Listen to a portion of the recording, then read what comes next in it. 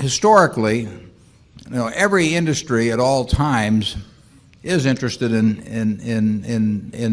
downsizing or becoming more efficient. Now, if the industry is growing, you can achieve efficiency by doing more work or turning out more output with the same people. But if you go back 150 years and look at the percentage of people in farming, for example, farming has downsized from being a very appreciable percentage of the American workforce to a very small percentage, and essentially that's released people to do other things. So it's in the interests of society to get as much output in anything as it can per unit of labor input. It's very difficult on the individual involved, and it's no fun. I guess it's no fun being a horse when the tractor comes along, or a blacksmith, and when the car comes along. But so I don't quarrel with the activities. I quarrel sometimes with how it's done, and I do think there's been a certain lack of, in certain cases, some empathy or sensitivity in terms of the way it's being done. You should try to make in cases some empathy or sensitivity in terms of the way it's being done. You should try to make that will require us off people over time, because we hope that physical output grows and that we become more productive and can keep the same number of people to get greater output. Dexter Shoe has done a great job of that over time. They've become more and more productive, but they've sold more shoes instead of selling the same number of shoes and letting people go.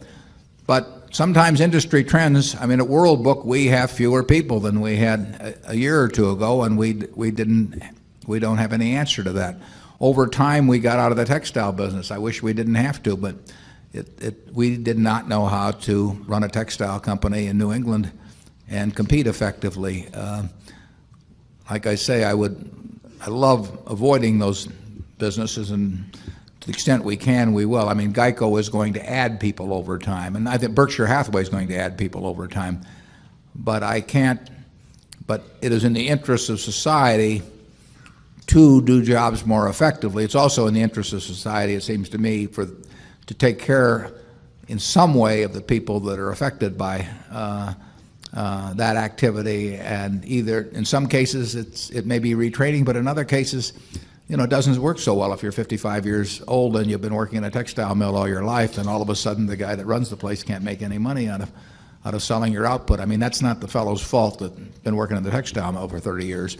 So there's a balance in that. I think that the attention that's come about lately, I think there's, to some degree, it was a media fad based on some particularly dramatic examples at a couple of companies. I don't think there is more displacement going on now as a percentage of the labor force annually than there was 10 years ago in terms of reconstituting what people do, but it's gotten a lot of attention lately. There could be a backlash on that in terms of corporate tax rates or a number of things, and we might feel it in that direction. We want at Berkshire to do everything as efficiently as we can. Part of that, in a big way, is not taking on a lot of people we don't need. A lot of the mistakes that are being corrected now are because people got very fat, and their businesses got very fat in the past and took on all kinds of people they don't need. We see that in a lot of businesses that we're exposed to, and as long as they're very prosperous, really no one does very much about it. And then when time comes, they all of a sudden find out they can get way more output. The oil companies are a classic example. The people probably actually needed to produce, refine, and market oil probably hasn't changed that much. But if you look at the employment relative to the barrels produced, refined, and marketed, it's gone down dramatically over 20 years ago. To me, it just means that they weren't being run that well 20 years ago, and it never should have occurred in the first place. We don't want to take on more people than never should have occurred in the first place. We don't want to take on more people than businesses, because we don't want to lay people off either. Charlie? Name a business that has been ruined because it was over downsized?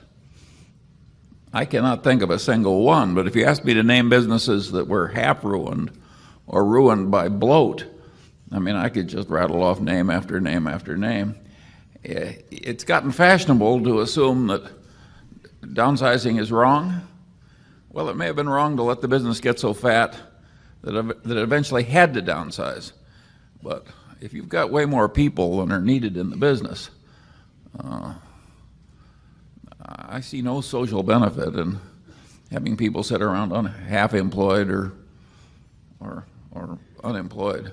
And you're very likely to compete against some guy at some point who doesn't have more people around than needed in the business too. But it doesn't change for the people involved. They've got real problems. And Warren, can you name one that has been ruined by over downsizing? There must be one, but well, it's like Eisenhower said about Nixon. Give me a week and I'll come up with something.